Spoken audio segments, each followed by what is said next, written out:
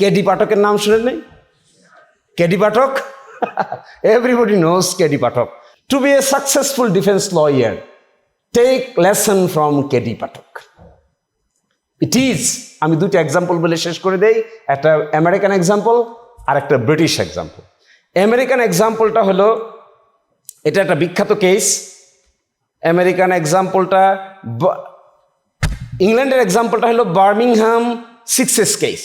আমার ধারণা সকলেই জানে Birmingham sixes case. Birmingham sixes হলো 6 জনকে শাস্তি দেওয়া হয়েছিল লাইফ ইমপ্রিজনমেন্ট, কিন্তু তারা আসলে দোষী না। এক সাংবাদিকের ইনভেস্টিগেশনে বের হলো এরা তো দোষী না। সাবসিকুয়েন্টলি এই ঘটনা আপিল কোর্টে গেল, সাংবাদিকের ইনভেস্টিগেশনের ভিত্তিতে এই 6 জনকে খালাস করে দিল আপিলেট কোর্ট। এবং এরপরে ইংল্যান্ডে নতুন করে রিভিউ বোর্ড ওপেন হলো, আইন চেঞ্জ হয়ে গেল যে নির্দোষ মানুষকে যে সাজা দেওয়া হচ্ছে। আর আমেরিকান কেসটা হলো the central park jogger case. এখানেও তাই হয়েছিল, 5 জন টিনেজারকে সাজা দিয়ে দেওয়া হয়েছিল 5 থেকে 15 বছর। পরবর্তীতে রেপ কেসে আরেকজন এসে স্বীকার করে বলল যে এরা কেউ রেপ করে নাই, রেপ করেছে আমি, আপনারা তো সাজা দিয়ে দিয়েছেন, কিন্তু ওরা তো আসলে এই ঘটনার সঙ্গে জড়িত না। তারপরে তাকে ধরা হলো, ওদেরকে আমেরিকান কোর্ট $41 মিলিয়ন ক্ষতিপূরণ দিল। দিস ইজ, এই জন্য আমাদের আইনের লিমিটেশনটা হলো ডিফেন্স ইনভেস্টিগেশন বলতে কোনো কনসেপ্ট আমাদের আইনে নাই। উন্নত ওয়ার্ল্ডে ডিফেন্স ইনভেস্টিগেশন আছে, শুধু প্রসিকিউশন ইনভেস্টিগেশন না। ডিফেন্স চাইলেও কথা বলতে পারে, ডিফেন্স চাইলেও ডকুমেন্ট দেখতে পারে, ডিফেন্স চাইলেও কোর্ট ভিজিট করতে পারে, সিন ভিজিট করতে পারে, সব জায়গায় যেতে পারে, উইটনেস স্টেটমেন্ট সংগ্রহ করতে পারে ডিফেন্সের পক্ষ থেকে। এইগুলো ডিফেন্স স্টেটমেন্ট বা ডিফেন্স ইনভেস্টিগেশন হিসেবে পরবর্তীতে আদালতে আসতে পারে। কিন্তু আমাদের দেশে শুধু প্রসিকিউশন ছাড়া আর কেউ এই কাজ করতে অ্যালাউড না। এই জন্য দেখবেন ভুল লোকের সাজা হয়, ভুল লোকের ফাঁসি হয়, ভুল লোক একজনের নামে আরেকজন জেলে আছে, দেখেন নাই? একজনের নামে আরেকজন জেলে আছে, এরকম হয়। মিস্টেকেন আইডেন্টিটির কারণে বহু লোক জেলে আছে এখনো। আইডেন্টিটি কার্ড একজন করেছে, একজন জেলে খাটতেছে আরেকজন, এরকম আছে। আয়নাবাজি আছে, আমার সাজা হয়েছে, আমার পরিবর্তে আরেকজনকে আমি জেলে ঢুকিয়ে দিয়ে আমি বাইরে ঘুরতেছি, আসল লোক যখন বের হইলো তখন সেই লোক দেখে গেছে মালয়েশিয়ায় ঘুরতেছে। এই আয়নাবাজিও আছে আমাদের দেশে। তো এই সব মিলে মূল কথাটা, আমার হাম্বল অনুরোধ থাকবে, টু বি অ্যান আর্টিস্ট, সাধনা ছাড়া আর কোনো রাস্তা নেই, আর কোনো রাস্তা নেই। কিন্তু যে এই সাধনা করবে বিনিময়ে সে সম্মান পাবে। এবং আমার ছোট ভাই বোনদের প্রতি আমার অনুরোধ, please prepare yourself in that line. এবং ওই লাইনটা, এখানে যারা বসে আছেন, জনাব প্রবীণ Niyogi, one of the most senior lawyer of this premises, and he has remarkable contribution in the legal jurisprudence. যে 2টা বই, যে 2-3টা বই না পড়লে সংবিধানের পড়াই হয় না, তার মধ্যে একটা হলো late lamented senior mister Mahmudul ইসলামের দ্য কনস্টিটিউশনাল ল। এটা না পড়লে উকিল হওয়া যায় না। সকল মাননীয় বিচারকদের কাছে এটা আছে, সকল বিজ্ঞ আইনজীবীদের কাছে এটা আছে। এই যে কন্ট্রিবিউশন রেখে চলেছেন, এই কন্ট্রিবিউশনের কারণে কি পান? সম্মান পান। বাংলাদেশের বিখ্যাত জায়গাগুলোতে চেয়ার পান, টাকা হইলেই সেটা পাওয়া যায় না, অট্টালিকার মালিক হইলেই সেটা পাওয়া যায় না, কিন্তু স্যার পান। ডেকে নিয়ে জাতিতে ক্লাস করতে দেওয়া হয়, বিচারকদের ক্লাস।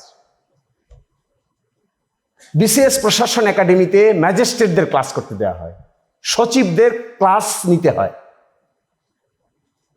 তো এর চাইতে অগাধ সম্মান কি আর কিছু আছে? এগুলোর বিনিময়ে পরিশ্রম সারা জীবনেই ক্ষয় করে দিয়েছে, ক্ষয় করছেন, আমরা দেখছি তো প্রতিদিন, প্রতি রাত। আর তো কোনো নেশা নাই, আর তো কোনো দিকে লোভ নাই, লালসা নাই, কোনো দিকে তাকানো নাই, কোনো কিছুর প্রতি, অট্টালিকার প্রতি কোনো মোহ নাই, শুধুই আছে বই, পড়ালেখা, লেখাপড়া, নতুন ডিসিশন, নতুন জাজমেন্ট। এই সাধনাটা তোমাদের জন্য থাকবে। আর একটা ছোট্ট কথা বলে শেষ করে দিচ্ছি।